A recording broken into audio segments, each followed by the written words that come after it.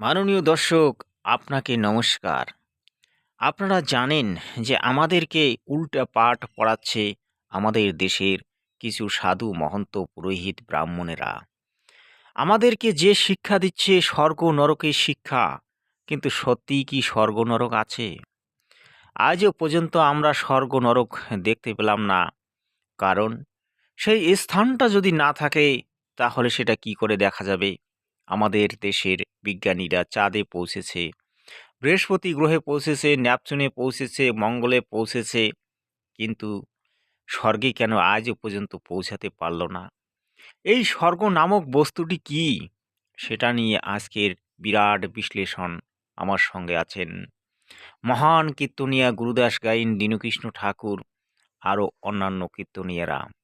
আপনারা যদি এই ভিডিওটি শেষ পর্যন্ত দেখেন, তাহলে এর সারমর্ম তথা স্বর্গ নরকের যে মূল ব্যাখ্যা সেটা জানতে পারবেন। মাগো, যদি তোমরা তুলসী গাছে জল দাও, তোমরা স্বর্গে চলে যাবে। এখন কীর্তনিয়ারা সব স্বর্গে পাঠাচ্ছে না? বলুন, প্রত্যেকটা কীর্তনিয়ারা প্রত্যেকটা ভাগবত পাঠ এসে দেখবে বলে দিচ্ছে, বাবা তোমরা মালা পরবে, তিলক ধারণ করবে, নিরামিষ খাবে, তোমরা একাদশী করবে, তোমরা স্বর্গে চলে যাবে। তবে বেঁচে থাকতে থাকতে না, মরে গেলে। কারণ এ শালারা জালি মাল, তো এরা জানে যে বেঁচে থাকতে থাকতে তো ওসব কথা এরা মানে বুঝবে না, তাই এদের মৃত্যুর পরে আমি তাদের বলি, যারা বলে মরে গেলে স্বর্গে যাবে, ওদেরকে একটু ঠান্ডা মাথায় বলবেন, বল বাবা জীবন বেঁচে থাকতে থাকতে একবার চান্স হয় না? কি আসতে স্বর্গে যাওয়ার ইচ্ছা আছে? কাদের কাদের আছে একটু হাত তুলুন দেখিনি। ও বাবা গো, সবার রিয়া জোগাড় করুন, আমি বেঁচে থাকতে থাকতে আপনাদের স্বর্গ দেখিয়ে আনবো। চ্যালেঞ্জ। মরে গেলে ওই শালারা স্বর্গ দেখাবে, আমি চ্যালেঞ্জ ছুড়ে দিচ্ছি ওদের উপরে কলম চালিয়ে। বেঁচে থাকতে থাকতে 20,000 টাকা জোগাড় করুন। মনে মনে চিন্তা করবেন আস্তে। হ্যাঁ, যাবেন তো? এইবার 20,000 টাকা কেন জোগাড় করতে বলছি, এটা আমার ব্যবসা নয়, বিষয়টা শুনুন। স্বর্গটা কোন দিকে? যারা বলছে মরে গেলে স্বর্গে যাবে, তুলসী গাছে জল দিলে স্বর্গে যাবে, নিরামিষ খেলে জল স্বর্গে যাবে, আগে ওদের জিজ্ঞাসা করুন স্বর্গটা কোন দিকে। স্বর্গ উপরে তো, মানে ফাঁকা। এত রকেট ফকেট সব যাচ্ছে, ওরা কেউ স্বর্গে যাচ্ছে কি? ওরা তো ঘুরতে ঘুরতে আর একটা অন্য গ্রহে চলে যাচ্ছে। ভাববেন, কথাটা খুব দামি কথা। ওপরে ফাঁকা, ওপরে ফাঁকা মানে কি ভেবে দেখবেন, এই কিচ্ছু নেই, শূন্য। স্বর্গ মানে ভালো করে ভেবে দেখবেন ফাঁকা, কথাটার মানে আছে। ওপরে আমরা স্বর্গ ভাবি, স্বর্গ মানে কিচ্ছু নয়, ফাঁকা। মরত, এখানে আমরা সব মরতে এসেছি, এটা একটা লজিক আছে, যুক্তি আছে, আর্গুমেন্ট আছে। এটা মরত ধাম মানে মরতে এসেছি। পাতাল পাতাল পাতাল পাতল, তোমার পায়ের তলাটাকে কিছু ব্যক্তি বললেন ওর নাম পাতাল। আস্তে আস্তে, ঠিক আছে, বসুন, মনটা মনোনিবেশ করবেন, ওদিকে তাকান, দুঃখ নেই, কিন্তু কানটা আমাকে দিয়ে যান। আস্তে। মাঠারিদারের পর থেকে হিমালয়ের চূড়া পর্যন্ত স্থানটার নাম স্বর্গ।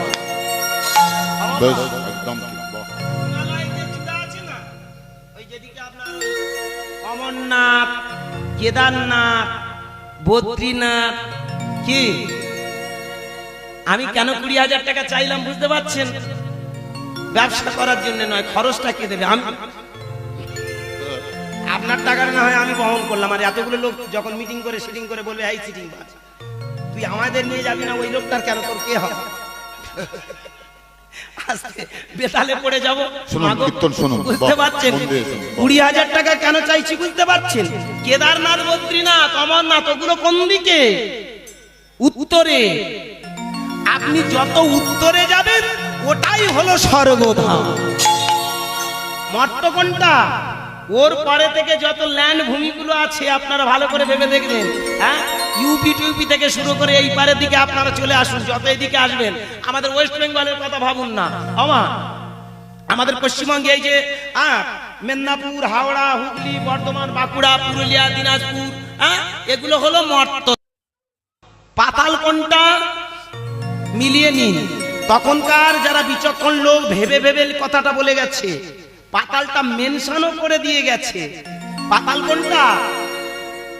যেটা খাকসরা আগে নাম ছিল। যেমন আমরা এখানে যারা একটু পড়াশোনা করেছি বাবা, আগে ক্যালকাটা CULTT লেখা হতো, ক্যালকাটা, তাই না?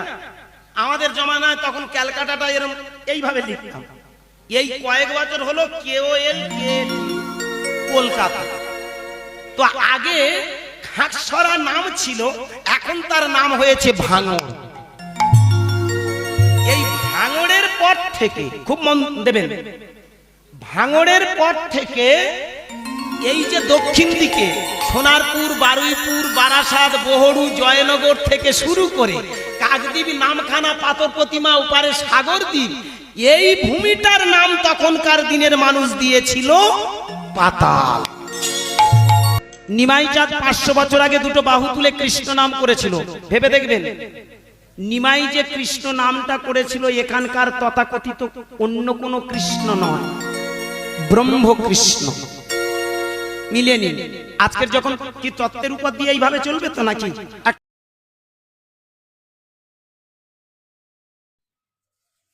দর্শক, তাহলে স্বর্গ নরকের ব্যাপারটা আপনারা বুঝতে পারলেন। বাস্তবটা এটাই সত্য। আসলে স্বর্গ নরক কি সেটা আপনারা কেন, এই দেশের তথা বিশ্বের লোক আজও বুঝতে পারেনি। আসলে স্বর্গ নরক এখানেই। আমাদের কবিগুরু রবীন্দ্রনাথ ঠাকুর বলেছেন, কোথা স্বর্গ কোথা নরক, যেখানেই থাকে মানুষ সেটাই হচ্ছে স্বর্গ নরক। আর আমাদের শাস্ত্রের যদি মত অনুসারে দেখেন, তাহলে পিতা মাতা শ্রীচরণেই স্বর্গ। এখানেই আছে স্বর্গ, এখানেই আছে নরক, এখানেই আছে পাতাল, সবকিছু এখানেই, যেটা মাননীয় গুরুদাস গাইন বললেন। দর্শক, আপনারা বুঝে গেলেন। আপনারা 21 শতাব্দীর লোক, তাই সত্যকে ছেড়ে অসত্যের পথে এগিয়ে যাবেন না। আপনাদের মূল লক্ষ্য হওয়া উচিত আপনাদের ছেলে মেয়েদেরকে শিক্ষিত করে মানব সমাজের মধ্যে তাদেরকে স্থান করে দেওয়া, এবং তারা যেন সুশিক্ষায় শিক্ষিত হয়ে সত্যটা জানতে পারে এবং মাথা উঁচু করে বাঁচতে পারে। এটাই হচ্ছে মূল। তাই মিথ্যার পিছনে ছুটবেন না। স্বর্গ আপনি পাবেন না, আর স্বর্গ খুঁজে দেখেও আপনি স্বর্গের ঠিকানা পাবেন না। তাই মাননীয় দর্শক, আপনারা এর চিন্তা ভাবনা ছেড়ে দিয়ে আপনারা আপনাদের কর্ম করুন, এটাই সত্য।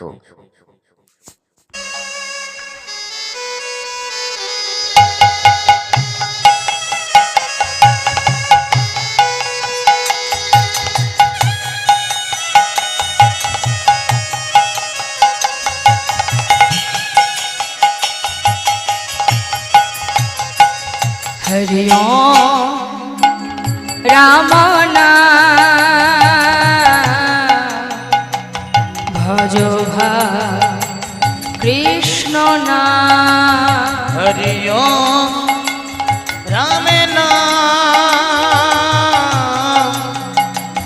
भजो भाई कृष्ण नाम। দর্শক, ফির একবার নমস্কার জানিয়ে আমি বলতেছি এই শম্পা গোস্বামীর কথার তাৎপর্য। তিনি যে এই নামটি গাইলেন, তিনি বললেন ভজ রাম নাম। আসলে এই রাম নামটা কি? আসল সত্য হচ্ছে 4টা রাম আছে।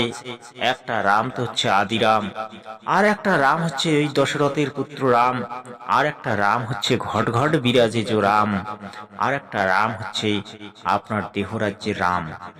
সেই রামের মধ্যে আপনি কোন রাম নাম জপ করবেন? যে রাম নাম জপ করলে আপনি উদ্ধার হবেন, আপনার পিতৃকুল মাতৃকুল উদ্ধার হবে, সেই নামটা হচ্ছে আদি রামের নাম। সেটার মধ্যে কোনো শ্রী নেই, সেটা হচ্ছে রাম। যেমন আপনারা বাঙ্গাল থেকে বার হয়ে যদি উত্তরপ্রদেশ তথা হরিয়ানা, দিল্লি, পাঞ্জাবের মধ্যে ঢোকেন, সেখানে দেখবেন প্রত্যেকটা মানুষই রাম রাম বলে। তারা কোন রাম নামের কথা বলে? তারা সেই আদি রামের কথা বলে। সেই আদি রামের নামই হচ্ছে আসল রাম। যে আদি রাম সেই সকল জীবের মধ্যে বিরাজমান, সে পরমাত্মা রূপী বিরাজমান, এবং তিনি হচ্ছেন আসল ভগবান, সকলের মালিক একজন। সেই রামের নামেই জপ করুন। আপনাদের সকল দুঃখ কষ্ট এই আদি রামই একমাত্র শেষ করতে পারে এবং মুক্তিও দিতে পারে।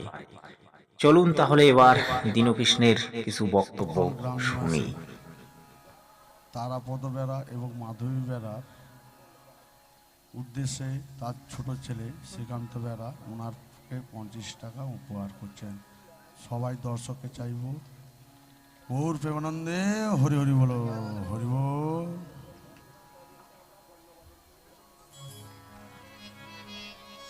এই 50 টাকাটা 50 টাকা নয়, কিন্তু 1 লক্ষের বরাবর।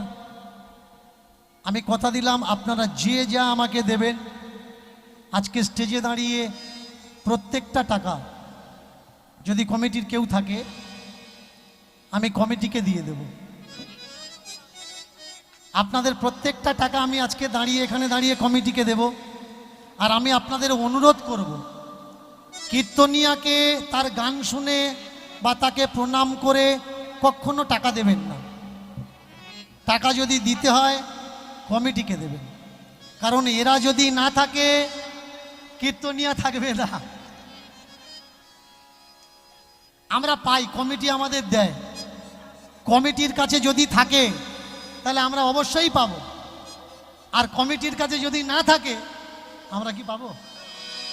এর জন্য আমি অনুরোধ করব, আজকের এই স্টেজে এই আসরে দাঁড়িয়ে ক্যামেরার মাধ্যমে প্রত্যেকটা হরিবাসরের শ্রোতাকে, দর্শককে, ভক্তকে বলবো, কীর্তনিয়াদের দেবেন না।